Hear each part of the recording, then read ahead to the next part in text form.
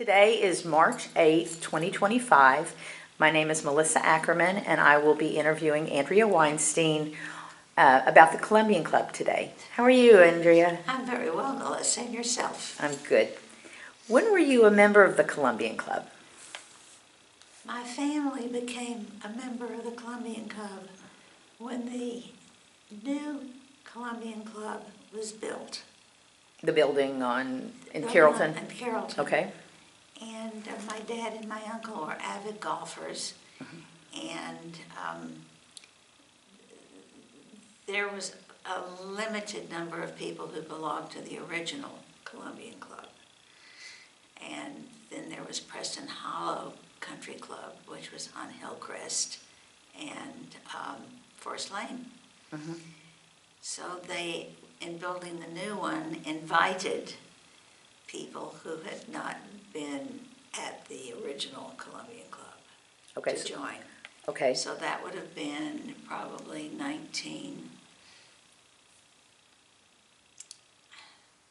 I would say about 1951. Okay.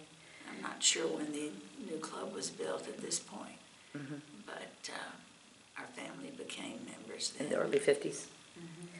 Do you know how many members there were roughly around that time? Oh, my. That was probably not on my list of things to know or need. Well, that's fine if you don't. But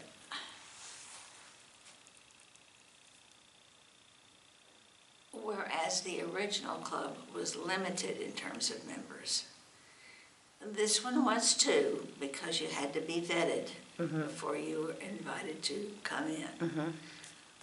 But it just seems to me that a lot of individuals in the conservative community, the Sherathitzel people and so forth, who are now invited to come in and join,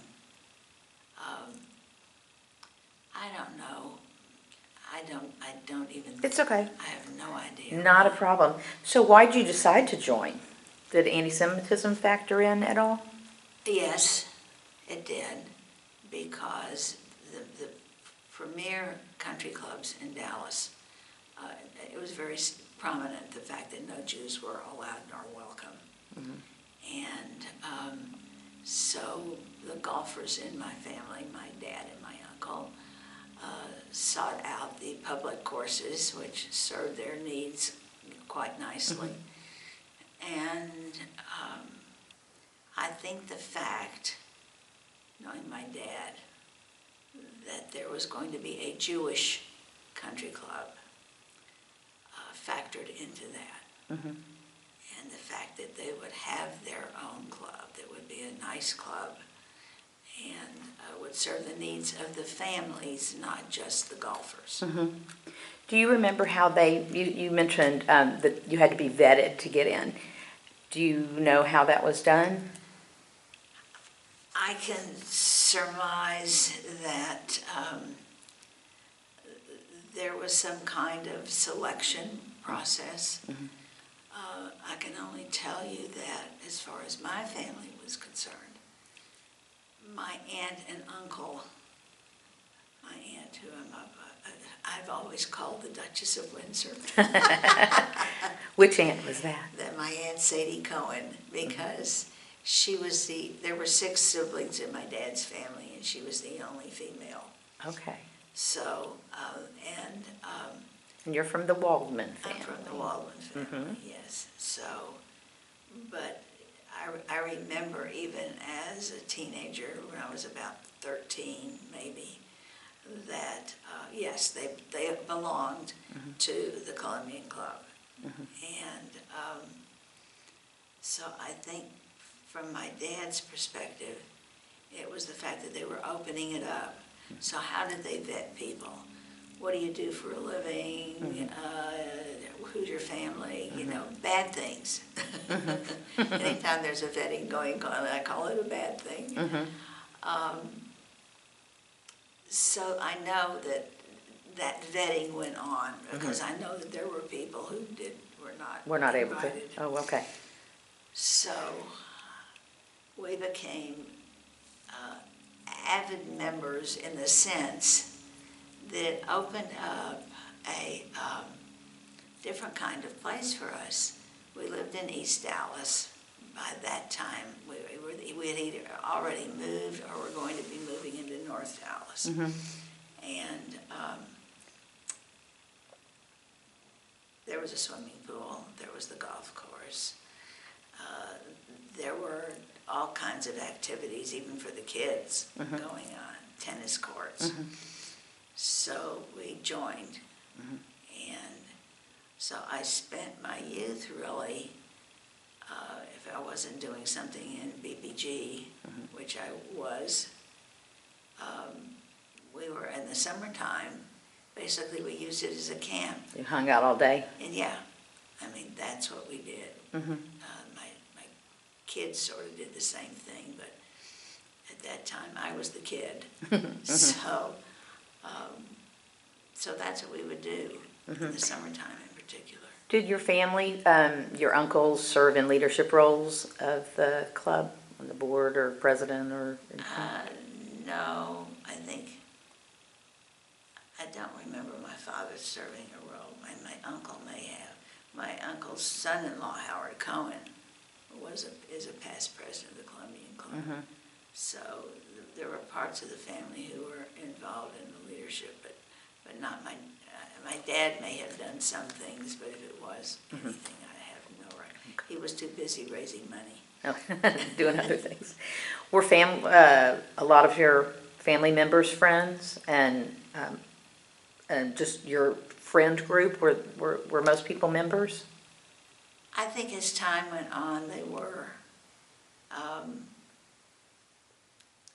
Like I said, I think the impetus was the fact that there was a golf course. And, I mean, I didn't play golf. I mean, I had played in college, but that was a lost cause. I didn't understand the purpose of running around after a little white ball. It made no sense to me. But I think the other thing, too, that happened, and I don't know if this was by accident or planned. My feeling is, as an adult now, that it was an accident. Okay, so you had to hire a general manager, and you had to hire people to help run the club and everything else. The person they hired was a man by the name of Harold Osborne, who was British, and he did the most incredible things at that country club. What kinds of things? Events. Events, whether it was an event, a specific event. My rehearsal dinner was there. I was going to ask if you had any parties or other functions there. My rehearsal dinner there was other parties.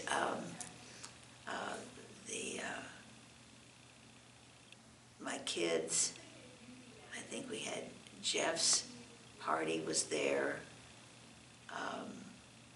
Gregory and Margie's rehearsal dinner was there.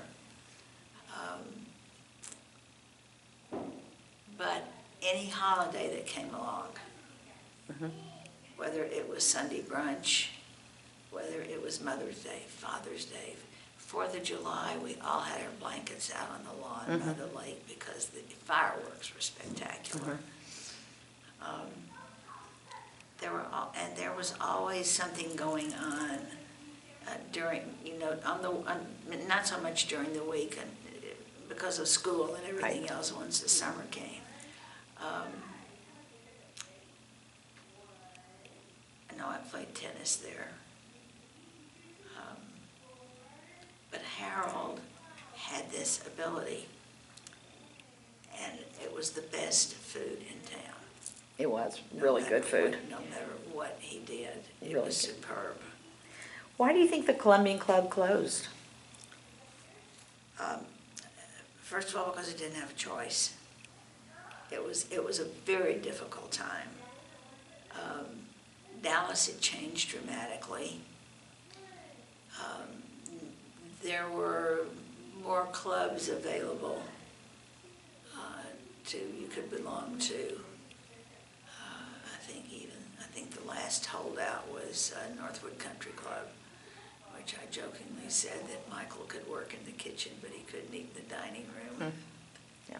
So, but that dynamic had changed. The greatest dynamic, I think, that changed, because the downturn, more people were putting pools in their backyard. More people were having the kinds of activities that the Columbian Club had, but in closer proximity to where they lived.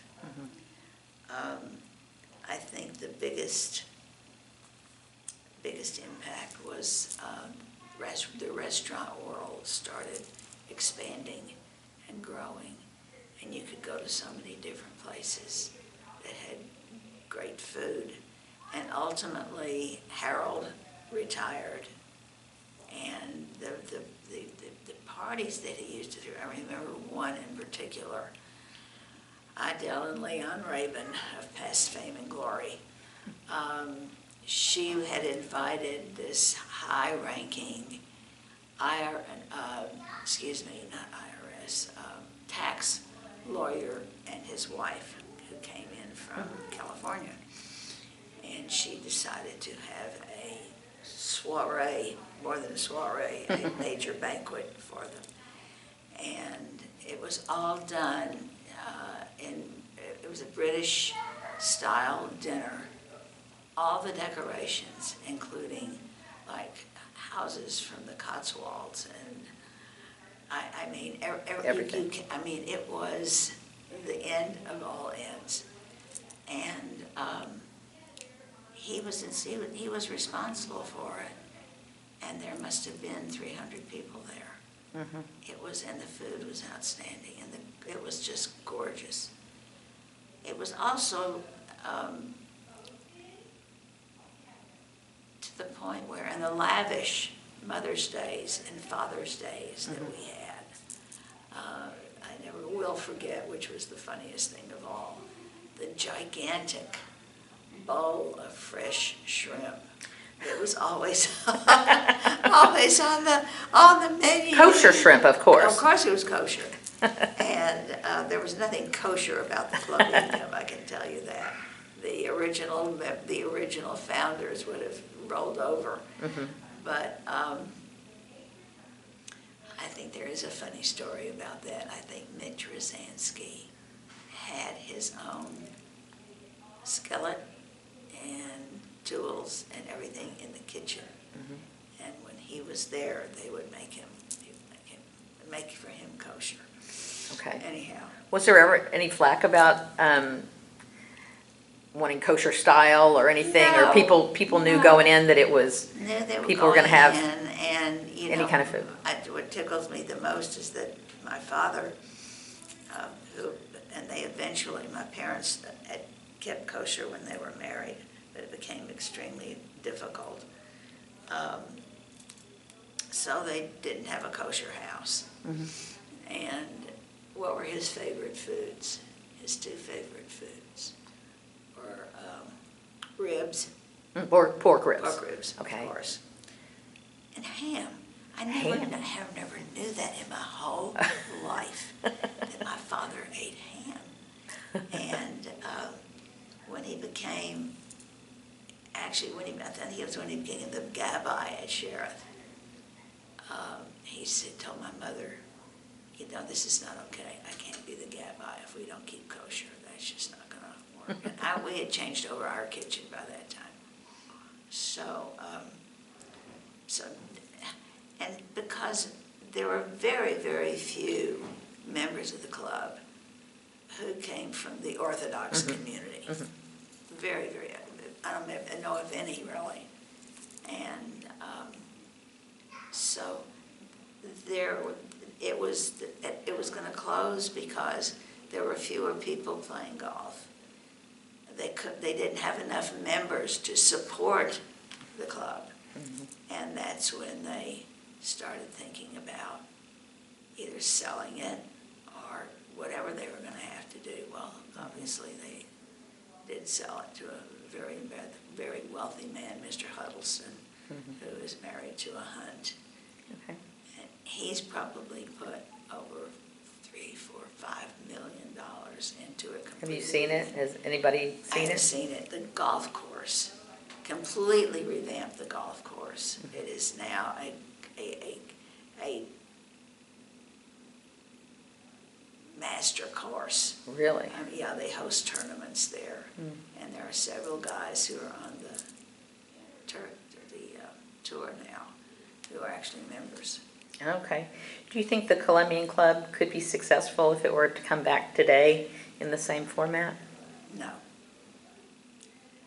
It has Because of the reasons you... Yeah, I mean, it has followed, if you go, for example, the only country clubs I know in the country, for the most part, that are alive and well are two of the big ones in Los Angeles, and require a minimum gift to its federation of, I think now it's $12,000-$15,000 if you want to belong. Okay. Okay. That was never an issue. That's an interesting tie-in. Yeah, Okay. there was never that issue. There, the country club in Denver, Colorado, is not a Jewish country club. The Jewish country clubs came into being because the Jews didn't have a place to go for a country club. And for, atmosphere and Right. interest. I mean, if you went there on Sundays, you could spend all day at the pool, have a burger at the little house on the corner, and then change your clothes and go in and have this, giant buffet. Yeah. So it's not relevant. Okay. It sounds like it was a big part of your childhood. Well, it was, and my kids, because the three boys, that's where they learned to play golf, and their teacher was my father. Nice. And they spent time and time and time after time in the summertime at the pool. That's great. And enjoying that. We do have one son who is a golfer, and he's just about a scratch golfer, and he is a past winner of the Columbian Club Championship. Oh, okay. Anything else that you'd like to add about Columbian Club today? I think it was an important part of our growing up in Dallas, which was on the cusp of becoming something other than it was. But I think it actually, in some strange way, gave the Jewish community some validity in terms of the larger society, because it was well known and it was well thought of. But I don't think, unless you're in Los Angeles, I'm not sure about other major communities around the country. But the relevancy is different because it was having that acceptance into the broader society, which we're still trying to do, I think. That you don't have to say that. Yeah. Those were different times. Very, very different. Okay. Thank you so much for talking with me today, Andrea. You're very Enjoyed it. welcome, Melissa. Thank you for asking.